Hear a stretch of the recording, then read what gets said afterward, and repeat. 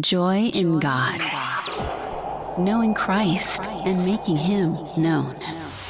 In today's episode, I want to talk to you about how should we be making disciples. Now, if you're honest with yourself, you've probably felt any number of ways about this, perhaps from intimidation to feelings of unqualified to you've picked the wrong guy to isn't this something for those special kind of Christians? Well, there are reasons for all of that, and my hope is to get into that by the time we're through today. When you think of a disciple is a student, a learner, a pupil, a follower. A Christian disciple is one who is a student and a follower and a learner of Christ. And that's what we want to talk about today. Jesus said in Luke 6:40, a disciple is not above his teacher, but when he's fully trained, he'll become like his teacher. And that gets at exactly what we're going to have a chance to look at today as we explore this question. The last thing that Jesus left his disciples after having risen from the dead, but before ascending to the Father, was this last charter, these marching orders, the Great Commission, as we call it. And it's there that I believe we find the keys to how we should be making disciples. I'm going to talk to us about 6 of them. The first one is, the first way we make disciples is as we're going. As we're going. And I like that because discipleship is not something that has to wait for some sacred space that I find myself in.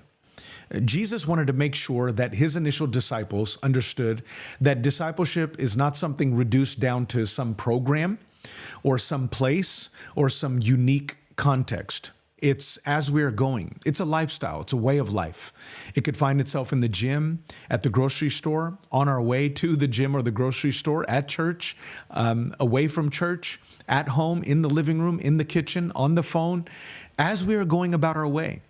And the reason why this is so important is I'm afraid that we've reduced discipleship down to a few places and things where unless we find ourselves in those spaces, we don't imagine God inviting us to be making disciples, which means we're missing out on a lot of opportunities to be making disciples. He says, as you are going in Matthew 28.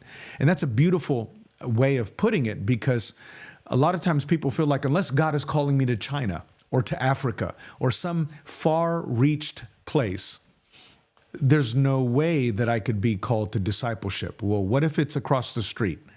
Or what if it's right there in our own homes? Or what happens if it's with the select few that he's inviting into our lives?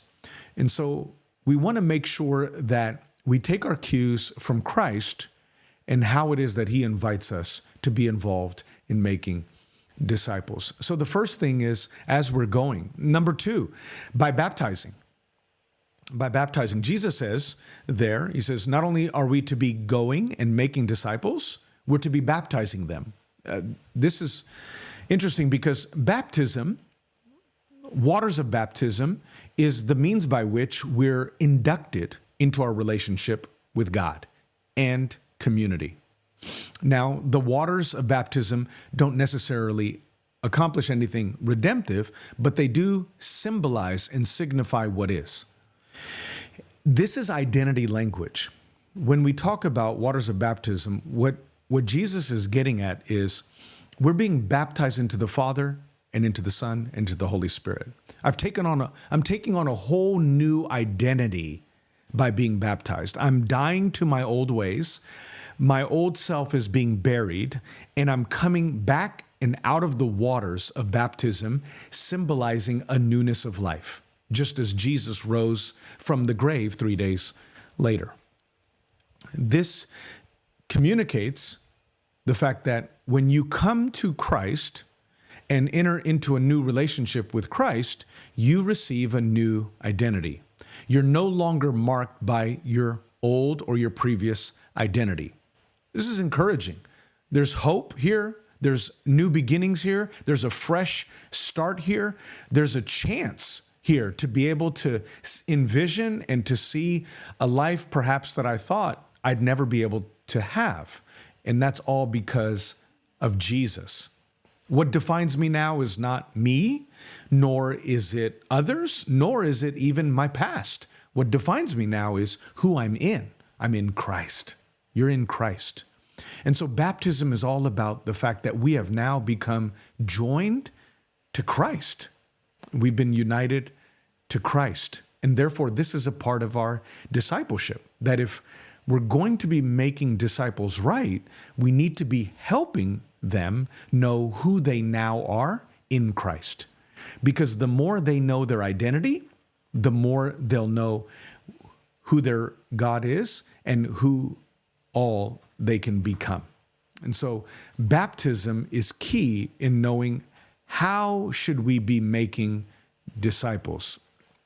Even more, by the word. Jesus goes on and he says, teaching them to observe or teaching them to obey everything or whatsoever that I've commanded you. The word has got to be at the center of our discipleship process. There's no way that we can make disciples of others unless the word is a part of it.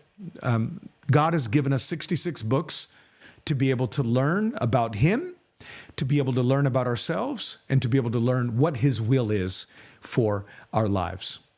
The Christian life is about knowing God and knowing self. And so we want to make sure that the Word of God is every bit a part of our discipleship process. You and I have nothing to offer others other than the Word of God. We are bearers of God's Word.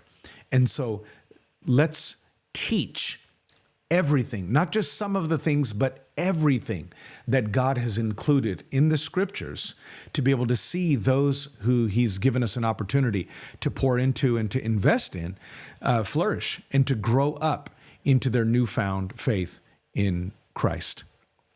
Additionally, we're called to, in making disciples, we're called to do so by modeling, not just teaching, not just by the word, but by modeling.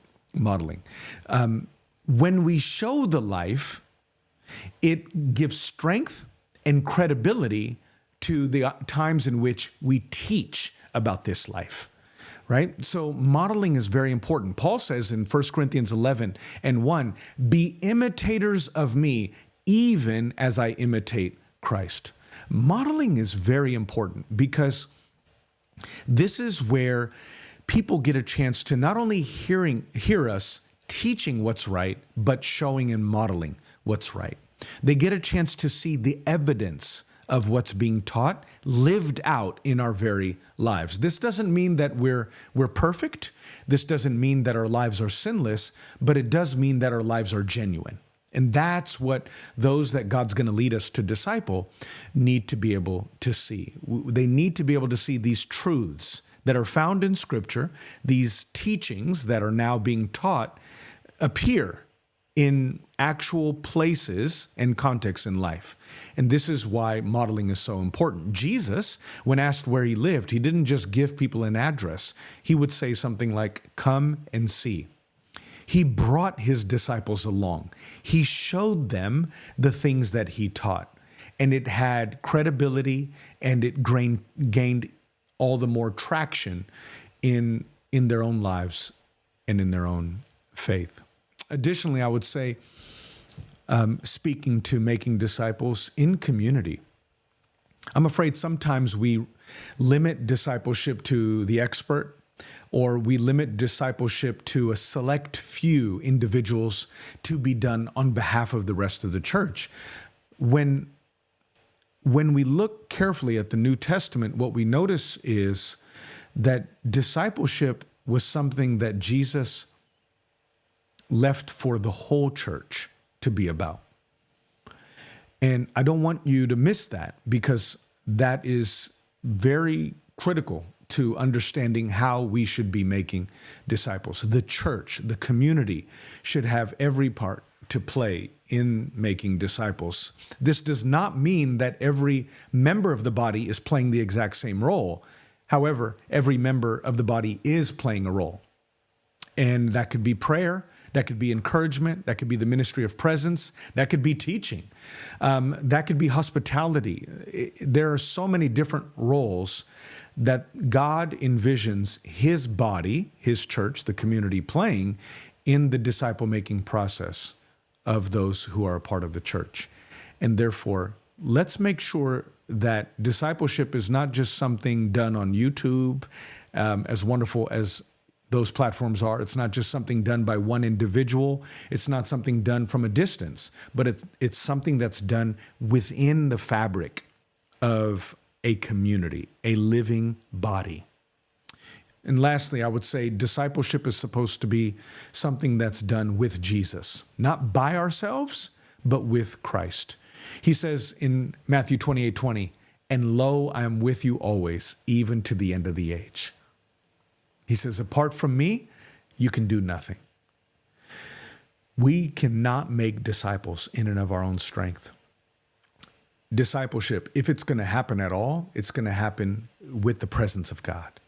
It's going to happen by the Spirit of God. It's going to happen with Christ. And Jesus says, I will never leave you nor forsake you. I'm with you always, even to the end of the age. That ought to bring great comfort.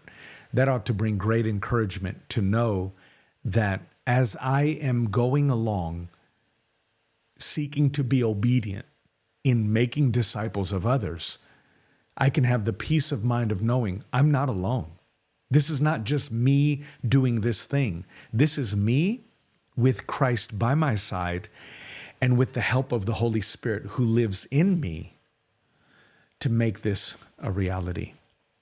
And so I hope you found some value from today's episode. Perhaps there's something I left out. Maybe there's an additional key that you can think of that contributes toward you and I being able to make disciples. Maybe you got a question that I didn't anticipate. Why don't you go on ahead and leave that in the comment section, especially if you're finding this on YouTube. Until next time, God bless you.